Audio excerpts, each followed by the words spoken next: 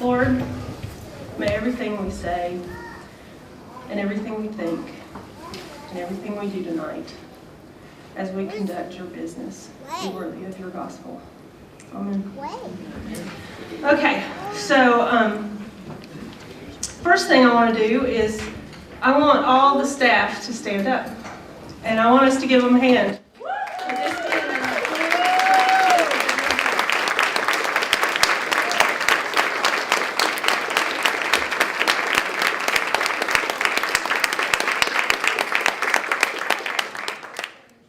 I grew up in a tiny church. It was my grandfather's church. It was they built it when he was there, and we had a pastor and a secretary, and that was our staff. And one of the things I loved about First Broad Street when I moved up here right after college was that y'all had the resources to get things done and to do things. You know, I grew up Presbyterian, but I went to the Methodist church because they actually had a youth group that wasn't me and my brother.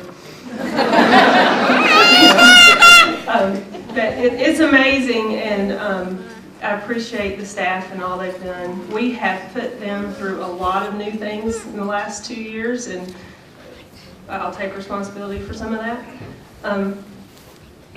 And they have come through it like troopers, and we appreciate you more than we can say. So, the other thing I want to do is, if you're on CLC, stand up.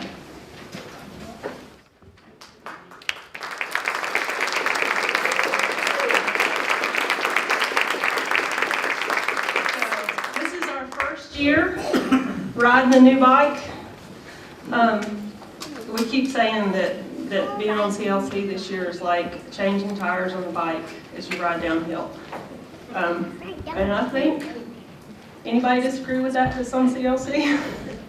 It's been, we've been trying to figure out how to do it best as we went along. I want to welcome Jay. He got to talk last time, so we welcomed him on, and that's been a big change. We have out by the receptionist desk out front these sheets with everybody's name on it that's in some sort of leadership in the church. I had heard that some people have no idea who's in leadership in church, so you know. We stood up, you saw our faces. And if you forget, if you walk right out there, or you get coffee on Sunday mornings, there's this bulletin board right there where the coffee pots are, and there's all of our pictures and our names. We thought about putting phone numbers on there, but we decided that probably wasn't a smart idea. Because this is a public place. But you all have, Darius has made sure that we all have phone books. So feel free to call. Matter of fact, I count it a privilege anytime somebody from the congregation thinks enough of me to call me and tell me what they think. Whether they're complaining or happy. Either way, I think it's a privilege. The gift of communication is a gift, and I covet it. And I know that everybody on CLC does too. So please call us if you have any concerns or comments or encouragement or not encouraging, whatever. If sometimes we just need to vent and tell people what we think, and that's okay too. So now you know how to get a hold of us if you didn't already. So another thing I want to say right up front is we did a lot this year. Besides figuring out how to run church in a different organizational structure, we still did our normal ministries or above normal ministries. And I'm just going to go briefly over a list of things that were said at the Charge Conference because I don't think this many people were there. Some of the highlights of what we did. We spent a lot of time on the contemporary worship service space. As y'all have seen on Wednesday night, it's been a change for Wednesday night as well as for the contemporary service. We've invested in here. This is the place where we're seeing the most growth right now in our church. And so we've invested here in this space. Excuse me. That may happen more than once. We've started a new Sunday school class for young adults, and we're averaging 25 a week. And that is, I think, the 20-year-olds about, which is great, which is fantastic. And I'm told that total average worship attendance, about a third are between 19 and 40. And that's really what we're needing to do.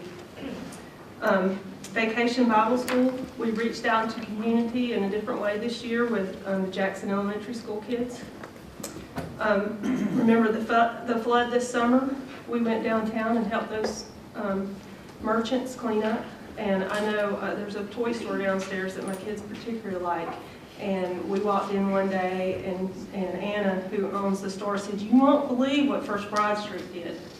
Which is great, because I've been inviting her to church for like a year and a half now. And I hadn't quite gotten her here yet, but my heart was beating. We've continued our ministries with Halo Haircuts, Friendship Diner, Jackson Elementary, Carpenter's Helpers, those things that are important to our community. We've had several young couples decide to come home and come to church here, and that's been wonderful. We've started the State of the Church update, so this is our fourth one. So we want to keep doing that, and I think this is the biggest one. I don't know if it's the free food or the speaker or what. Yeah. And we've done a lot of renovating. So we had our capital campaign, and we've been able to fix the joint up. So that's been kind of nice. And last, and closest to my heart, is the new structure has profoundly changed how CLC works. For those of you who have been on CLC in the past, it's been a lot of reports and that kind of stuff, because that's what we need to do in that structure to get things done. But the new structure has freed us to talk about what we think the Lord is calling us to do. And we have spent a lot of time talking. Matter of fact, there has not been enough time to talk. Our meetings have run full and over because we've talked and we've talked and we've talked about our dreams and what the Lord's laid on our heart and where we need to go. And to me, that's been the biggest blessing of being in that room, is to hear how the Lord's working in the hearts of the different members on the council. And as we talk together, because we're different, and we're a bunch of different individuals. We think differently, we talk differently, we have different backgrounds, and it's been really neat, the interplay that this new structure has allowed us to have, where we can talk and disagree and talk some more and come to an agreement, or maybe disagree some more and talk some more, but the Lord's working among us, and even though we disagree, we've learned to do that in a way that is respectful and that brings us to the point where we can find where the Lord is leading us. So, with that, I'm going to show you a little bit about what we believe He's called this church to. Okay, I can't see my screen. So, the big question, what kind of church are we going to be in 2023?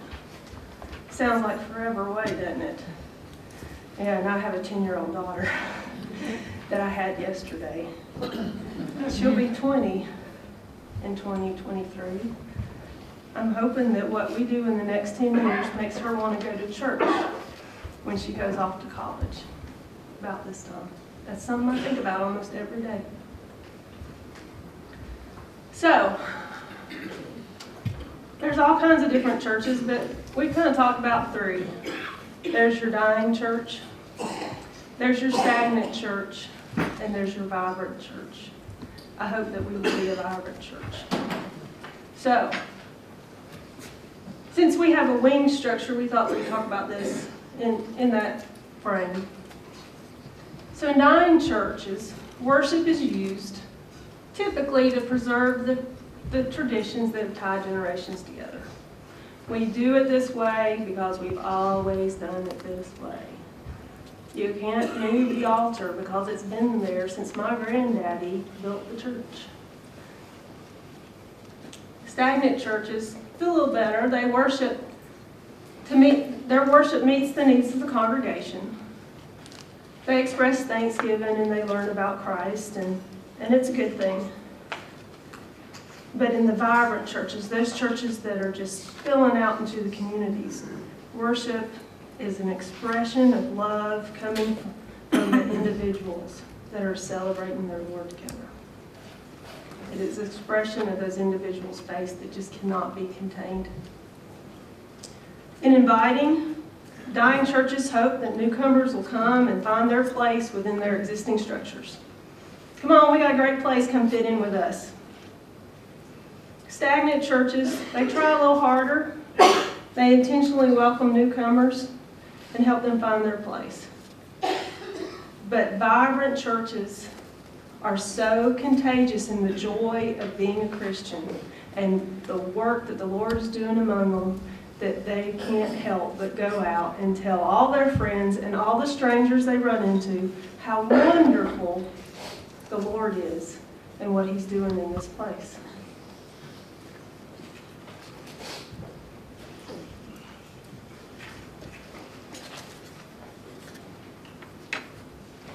And nurture. In dying churches, a few kind-hearted individuals take care of the sick and the needy. In stagnant churches, they have programs that take care of these things, and they make sure that they take care of the expected. Somebody's going to get sick, somebody's going to need a meal, somebody's going to have a baby. We're going to take care of those things. But in vibrant churches, those associated with the church, not members, those associated with the church, look to be in meaningful relationships, and from that, nurture grows. We take care of each other because we love each other. In grow, dying churches depend on a few faithful to teach them how to lead. In stagnant churches, there's more regular. You can always count on there being a Bible study. But in vibrant churches, people are inspired by the growth that they see in other people in their midst to want to grow in deeper and deeper relationship with Christ. They see the flame in this person, and they're inspired to dig in a little bit deeper, to pray a little bit harder, to worship more joyfully. In serve, dying churches tend to spend a portion of their budget on the charity that they like. Stagnant churches, they get involved with some local ministries, and they have a faithful core that's serious about ministering to those. But in vibrant churches, serving is a fundamental expression of faith. Their associates joyfully involve themselves in deeper and deeper in service as their Christian life deepens. So as we talked through what we thought in council church would look like and what we were being called to, these vibrant signs are the ones that we kept coming back to. But that's really what we felt called to at First Broad Street. And we think we have a solid foundation for making that happen. We have over 101 years now to build on. We've loved the Lord and worshiped Him faithfully here. We've reached out to many souls, taught the good news. We've met the physical and emotional needs of who knows how many people, only the Lord. And we have sent faithful disciples out into the world for generations. We have a lot to be proud of. But the numbers at this point aren't in our favor. And this is typical. Churches grow and wane and grow and wane. And at this point, we're in the waning cycle. So what do? If you look at professions of faith, and I've added on here how many were enrolled in confirmation class so you can kind of see, because you don't have to work very hard for those, right? There are kids, they don't have a choice. They have a choice whether or not to go through with it, but they're kind of here. But the blue line is everyone from professional faith. This is one we used in some of our work in the council. This shows the Sunday school class demographics. You notice that it's very high in the Middle Ages, towards late, and it's very low in the below 50s. That accounts for, below 50 accounts for only 19% of our church. It's kind of a scary number to me. And what percentage in the church is below 50? Do you know? I mean, if that's... Darius, do you know how many in our church are below 50? Our what? Below 50? I saw you with your number. Got it on the sheet. I don't have it up here. It's not a percentage. Pat wanted to know. It's not a percentage. They've got it right there on the sheet, remember, on the back. You have it. Oh, does everybody have that but me? Mine's at home. I have it, it's just at home. So the number's on that. Now this is Sunday school attendance, not the whole thing. Yeah, but that's why I was asking.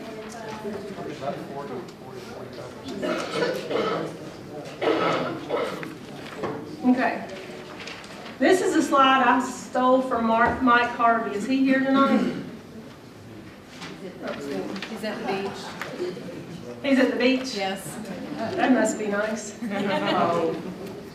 I've heard lots of people say, well, we don't have young people because we don't have any young people in the community. Well, Mike actually took the age distribution of First Broad Street, which is in the blue, and overlaid it with the age distribution of Kingsport. As you see, we're off kilter with the distribution of our community. There are young adults out there that we could be reaching. I thought that was an interesting slide. There are a lot of old ones as well. And there's nothing wrong with being old. I'm getting there fast. I hope to achieve even greater age at some point. So, with all this in thought, we started the Next 100 team, and we came up with a new mission and vision, and Russ Brockton, is he here? I think he was on a trip today with work. Led that team, and we came up with our mission and vision statements, and then the CLC adopted 4 of those, saying those were the critical ones that we needed to work on first. And we did some ministry alignment teams, and that we called action teams, and those are the 5 right there. Prayer division, where we looked at how do we get more serious. That's not very good English. How do we get serious about our prayer lives and using that to discern where we're being led? Depending, not using, that's not a good word either. I'm an engineer, I'm not a speaker. So you just have to forgive me. How do we get serious about praying as a body for where God is leading us, for discernment? Equipped for evangelism. How do we make sure that everybody in the congregation has the understanding and the tools and what they need available to make evangelism easy and natural? Reaching young adults from the previous slide. That's why we chose that one. Expanding small groups. We felt like small group ministry is important here, and that was chosen. And then governance was also chosen. As we talked through on 100 team, how do we make these things happen? We realized that the siloed system that we had before was really standing in our way. And so we changed it. So, our mission, to make disciples of Jesus Christ to transform the world. That's the United Methodist mission. If you go to their website, that's what's on there. In short, we help people follow Jesus. We believe a disciple is growing in belief in Jesus and is being transformed by God's grace to love God and neighbor in word and deed. And that came from Mickey, because he is our spiritual leader. And part of the Pathway team that I'm sure y'all heard a little bit about. Has anybody heard about Pathway? Discipleship Pathway? 1, 2, 10. Well, you'll be hearing more about it. One of the first steps, if you're going to make disciples, you got to decide what that is. So one of the first things that exercise we went through was ask Mickey to help us define that. Is that okay to tell them? Probably should have asked beforehand. And how we do all this at First Broad Street is to love God, grow Together. Good job. Okay, so we have the 9 statements and they're listed next. But our current strategic area are the 4: prayer division, equip for evangelism, reaching young adults, and equip for Small groups. it was small groups. Thank you. It was really late when I did this because I have to wait till my children go to bed, and now that I have a 10-year-old, that tends to be a lot later than I want it to be. So anyway, glad y'all can keep up better than I can. Our vision statements, we handed those out several times last year. We'll just hit them real quick. We're seeking God's direction. We're worshiping joyfully. We have rich and diverse ministries for every age and stage. We reach out and invite everyone into a relationship with Christ. And we welcome and nurture all. We go beyond our walls and serve our neighbors. We're continually growing in our relationship with God and others. We use our facilities and our resources wisely. We meet faithfully in the setting of many kinds of small groups. And we recognize and honor all spiritual gifts. So, our future. So, the 4 key vision statements is what CLC's worked on this year. And we spent basically from June to August almost doing nothing but talking about those. What are we going to do? I mean, we had some business we had to do, but if we could put it off, we did because we were working on this. You can't get anywhere if you don't know where you're going, right? So we spent some time consulting with key staff and laity in the areas that we were talking about. We researched best practices. We've read lots and lots and lots of books, articles, and we've talked to experts, and then we've talked it over and we've thrown out what we thought were the bad ideas and we kept what we thought were the good ideas. And we prayed and we prayed and we discussed and we prayed and we argued and we prayed and we discussed and we argued and we discussed, and January to August, you could do a lot of that. So, prayer division. When the action team finished up their work on this area of prayer division, they enjoyed what they were doing so much that they decided they'd just keep on meeting. And so we said thank you, and we let them do that. So they are convening still. We've added CLC devotions, and before the beginning of each CLC meeting, we go to the sanctuary and we spend some time in prayer together. We have a short devotional, and then we start our business. And we think that's the most important part of our meeting. Rich and diverse ministries. This is probably the one we spent the most time on. I would say we probably spent about 60% of our time on this one. And we came up with some specific goals as part of that conversation. Every demographic group, age and life stage, needs to be represented and have an active and enriching ministry that draws them closer to Christ. This church is big enough to support that kind of stuff, wide, broad ministry set. We have the resources to do that, so we think we should. That our ministries are producing leaders for each of those demographic groupings. We think that's important.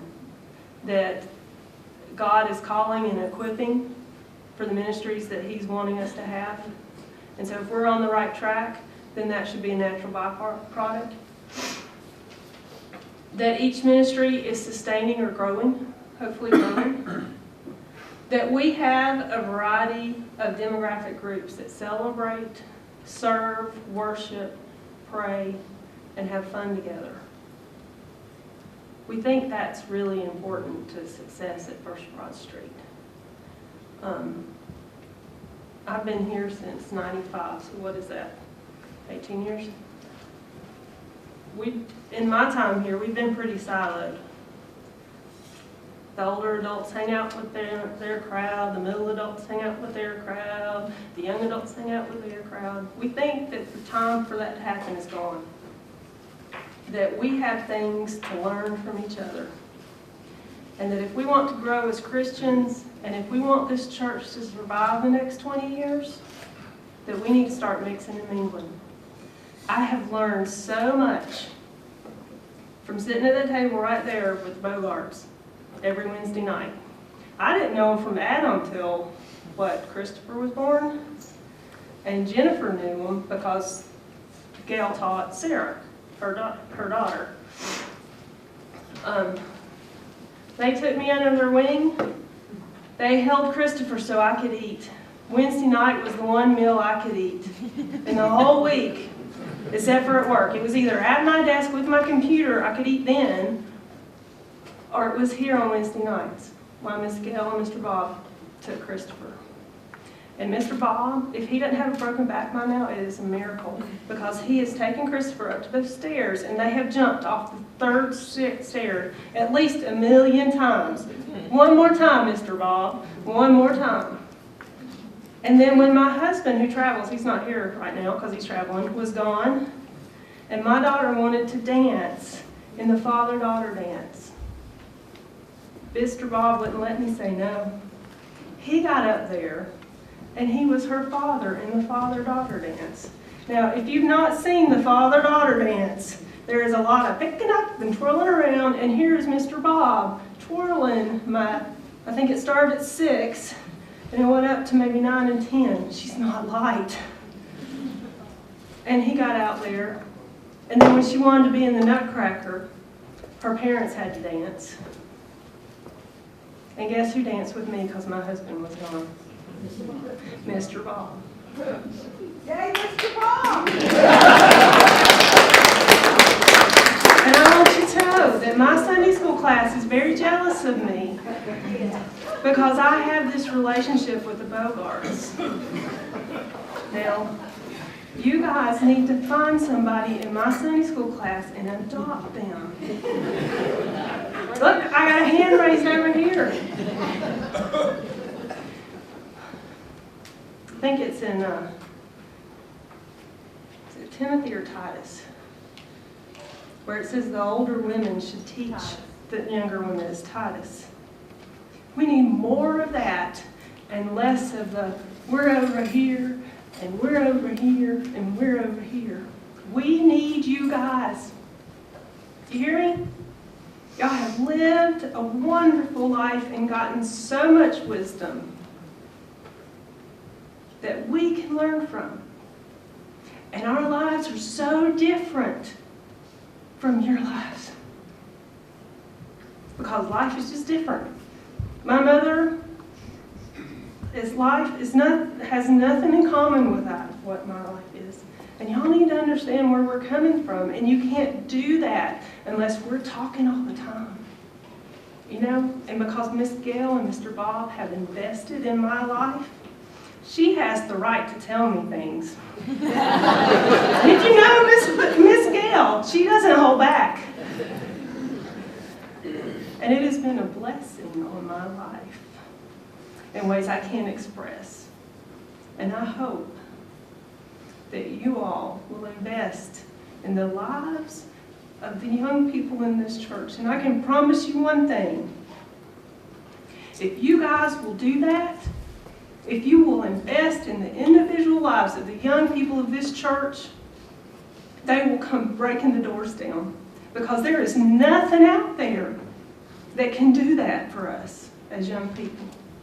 There is nothing that can replace what you guys can do for us. Nothing. And if y'all don't do it, this church is going to go away. And our children are going to know what it's like to be in church, what it's like to be loved. Our parents are a long way away. Mine are 9 hours away. I get to see them maybe 2 times a year. Food for thought. Okay. I think I skipped. Sorry, I get carried away sometimes.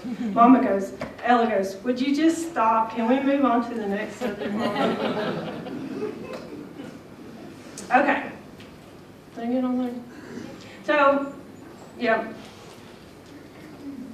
The next one is the discipleship path. We need a clear way to discipleship. One of the things that I hear the younger folks saying in this church all the time is we need to be discipled. We need to learn how to pray, how to read our Bibles, how to study, how to interact. We get fellowship all the time. Joy said this, we had lunch not too long ago, and she put it in words, and I went, oh yeah, that's exactly right. We fellowship at work all day long. By the time I hit 6 o'clock, I am done with fellowship. Because I have been in meetings, I've been in presentations, I've talked to this, and then my kids, and blah, blah. What we thirst for is discipleship with this relationship with God, and how do we grow? You know,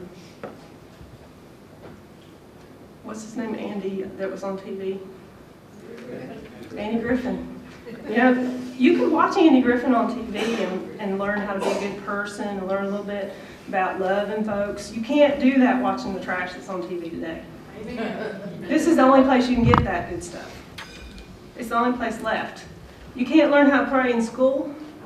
This is it. So we have to be intentional about teaching people what it means to be a Christian. We're the only ones that can do it. We're the only ones equipped. We have to do it. So that's really what discipleship pathway is about. Whoop, I didn't mean to do that. And then growing numbers are actively engaged in ministry. Okay, now we'll move on. We've also been challenged to create another contemporary worship service. And that's because this is where growth is. And so we want to add another one. And we had Will take that on, and he met with a group of laity, and they brainstormed and prayed and all that good stuff. And they came up with an idea that they want to start a Wednesday evening service, which was actually surprising to us. That's what they came up with. Passionate, authentic worship, family-oriented. Wait a minute, it says Sunday. Sunday. Which one? What did I say? Wednesday. It's okay. Sunday. Sunday, thank you. Family, youth, and young adult oriented. They wanted to have this in conjunction with a children's ministry and worship and with small groups.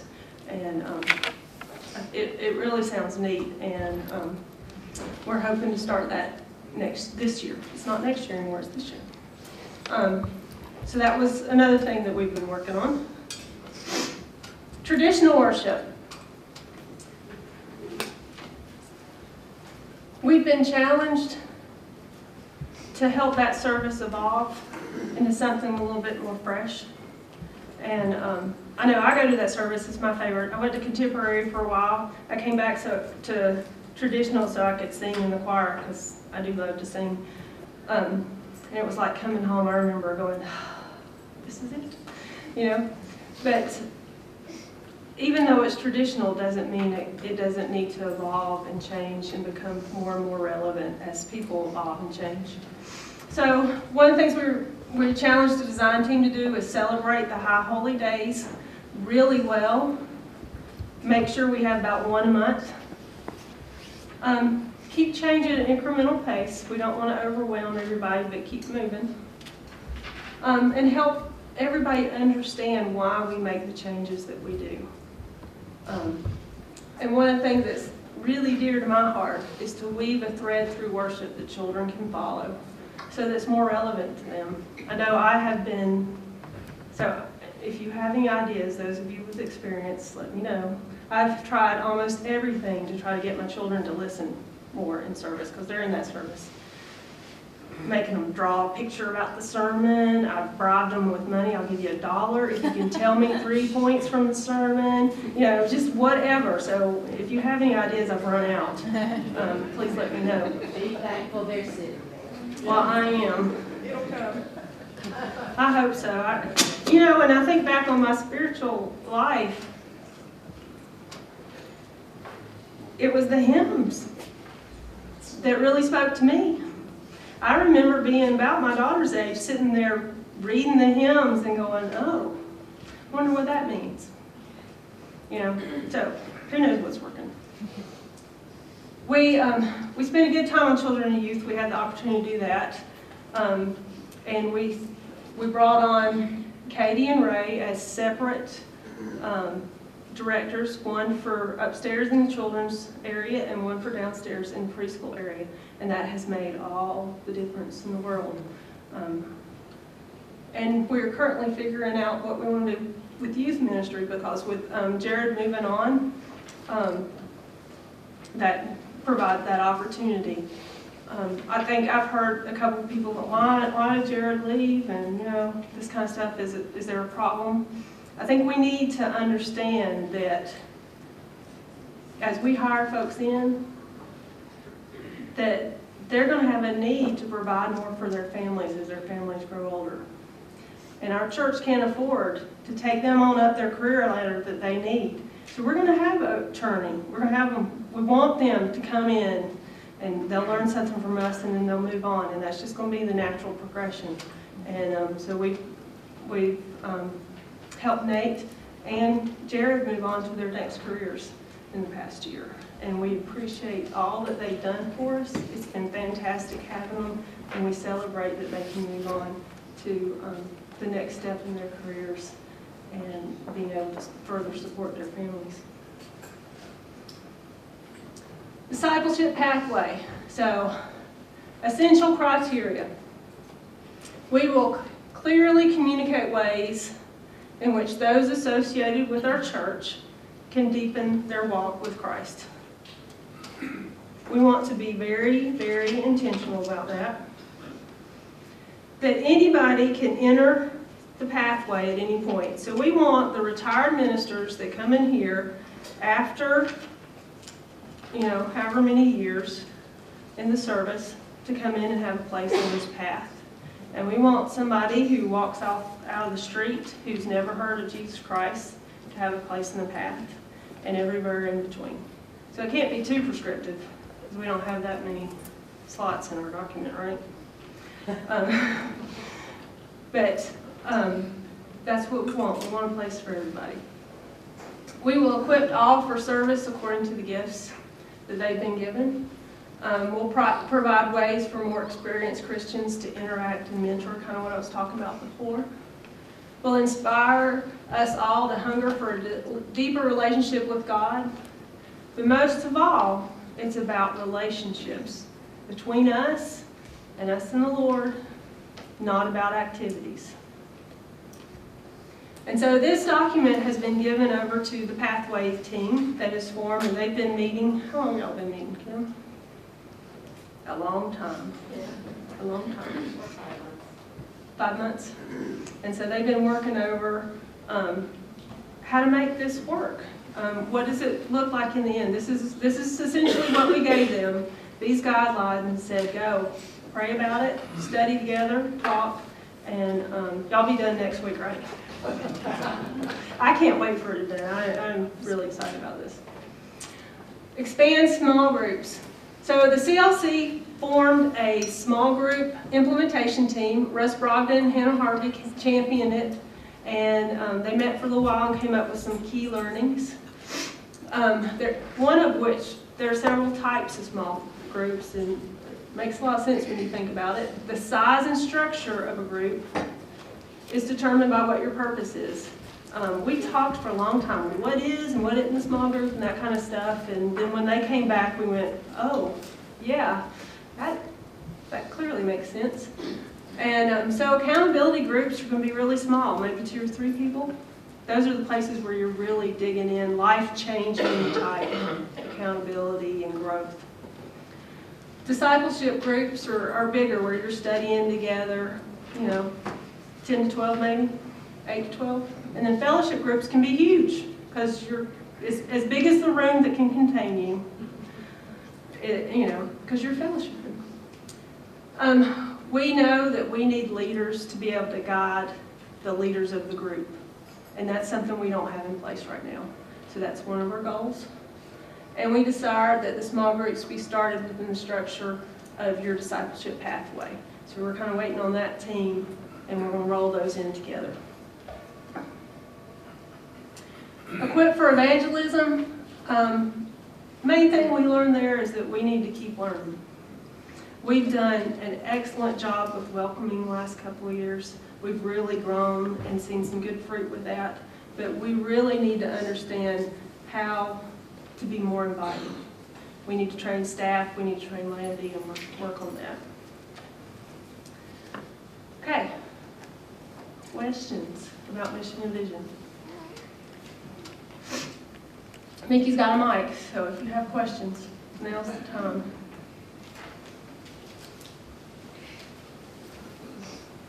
When I gave this presentation to staff, I told them we weren't leaving until we had some questions. Oh, Cindy's got one. Yay. I'm gonna have to ask a question. Did you mind? Yes. Thank you. I just wondered, as things become important to you, you'll remember these days, but you talked about the youth and hiring and a minister. Is there, what are the ideas of change there? Possibly dividing that into 2 jobs, middle school and high school, or have you explored? We've talked about several different opportunities. One of them would be to have maybe one for middle school and one for high school. We talked about having 2 and have them separated a little bit differently. Maybe one of Jared's ideas was a family ministry type thing, and we talked about some options on that. Do you want to talk about? Margie's leading the search team, but we haven't made any decisions, so we're still talking. Actually, Well, they haven't told me about what. Actually, our first search committee meeting will be tomorrow night, so we really covet your prayers for this incredibly important place in our church.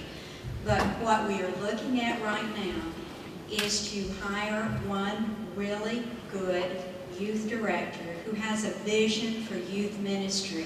And we feel it's more important to hire one who can oversee and then pull in what we need later if we see we need more. I think it would be wonderful to have 2, and we've done that in the past, but we have never hired them both at the same time. I think that would present some problems.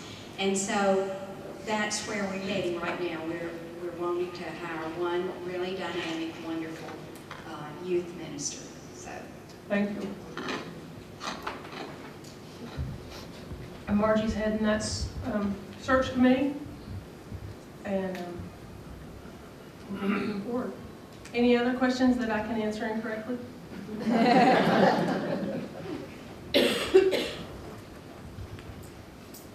Which one is that? I can probably talk loud enough so you can hear me without the mic. I like what you said about having older adults mentoring. I cannot speak for the United Methodist men, but I can certainly speak for the United Methodist women, saying that we are available at any time, and we encourage you to be a part of our organization.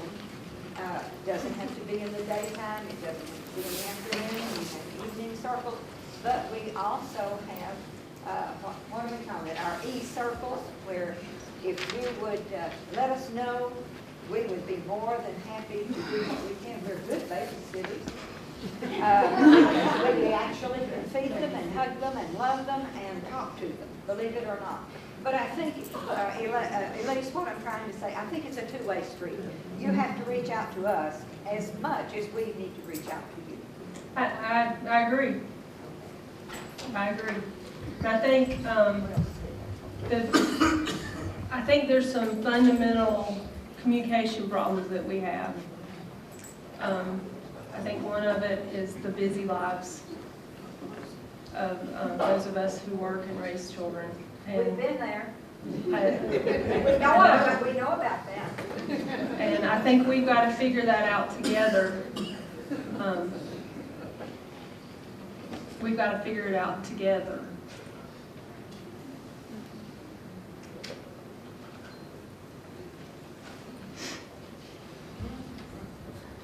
I hate saying a thing or asking a thing because I've been there, and I have three concerns. that have been indicating what you're talking about, membership, attendance, and giving. I've not been able to understand the rationale that you strengthen the church by reducing the number of people in leadership. And we've been trying this for a while now, and I wonder if you honestly make you think that we're beginning to address these three fundamental concerns of our church. I do. I think that our new structure has provided a much better way to address these things. We've been able to talk about them in ways that we weren't in previous CLC meetings. We have spent a lot of time this year thinking about and discerning what the Lord is calling us to do. And we wouldn't have had the time or the right people in the room to do that in our meetings before this structure. This year, we're going to spend a lot of time reaching out into the congregation and the staff and talking about what we've been thinking about for the last year. We really had to spend this year kind of in hibernation together to get our feet on the ground and understand what we wanted to do and what we felt, not what we wanted to do, what we felt called to do. And so now it's time to go out and work with you guys and the staff to refine it and to move forward. Anybody else on CLC want to address that?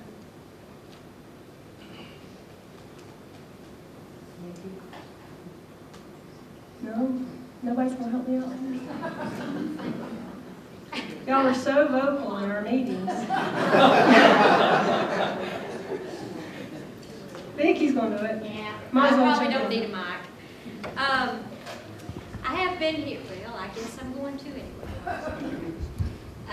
I've been at this church since '74, so I have been on quite a few committees and served on trustees. I've served in the staff parish. I guess the only one I didn't take that we combined was finance. And I have to tell you, I really do believe processes and procedures can get done in a more expedient manner.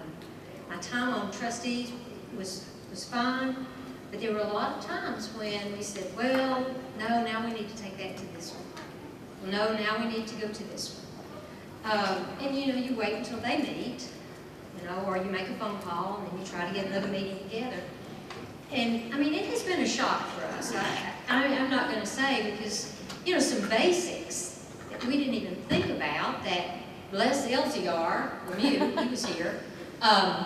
You know, we started out with an all-day workshop in January. And, you know, at the end of the day, LCR said, okay, who's going to take up money tomorrow? Oh, my goodness. So, yeah, there were things that we didn't think about, that we are learning, that we're working through. But having served on both staff parish and trustees, and missing only finance, but I felt like I got my dose when we were taking up money. Yeah, I really do think we can. I can understand the concerns, because you take 27 people, you reduce it to 12, where do you get the diversity? I will tell you right now, we're about as diverse a group as you can get together. So I do. But it's still going to be hard. We're not there yet. But, you know, I would ask that you give us at least one more year, if not two, because we are working the things out. And we are meeting a lot. We're meeting as much as those three groups did. It just happens to be us. So I think it is. I think a good example of that is on the 18th, we're meeting to work through the budget and personnel issues together as one group, and we're going to get it all together, and we're not going to have to meet. We would probably have to do this 1 4-hour meeting, what we hope is going to be just a 4-hour meeting, over the course of 6 months. And we think we're going to be able to do it in the morning, because we'll all be there together.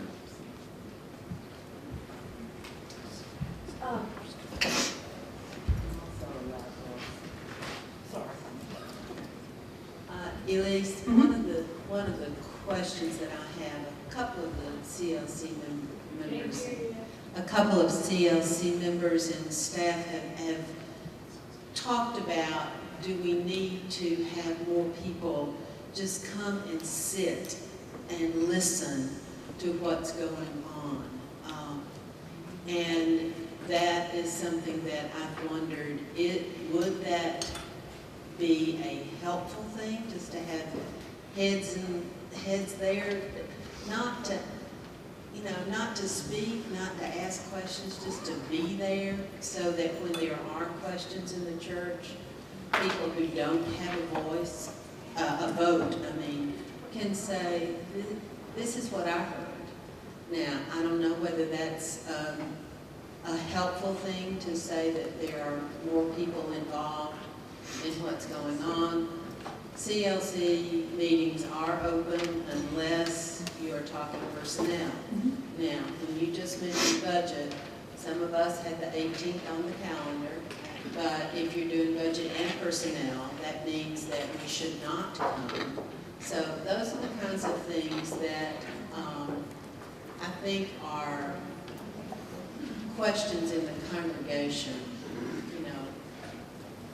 Some things happened that there were a lot of us who were very upset about. We don't want to see that happen again. And if we come in here, then we can ask the right questions instead of just being upset. Well, you can come to all our meetings, and we will excuse you when it's time to talk to staff. We should all clap, because Rosalie and Bruce came. There are only visitors to date, and we appreciate them for coming. You can come. We have changed. We're not meeting once a month. We're meeting every 3 weeks now, and we'll publish those. One of the other things besides tithes and offerings was getting minutes out. It has been a monster that we didn't even think about. So we changed that process, and hopefully, did y'all send those out? Where's Meredith? Yeah, we went out today. They went out today? I haven't got a chance to check my email. So you got those for last minutes. You should get the ones from this week soon, and it'll say when the next meeting is if we change it. Because we do change it a good bit, because that's the nature of the beast when you're working through as much change as we are.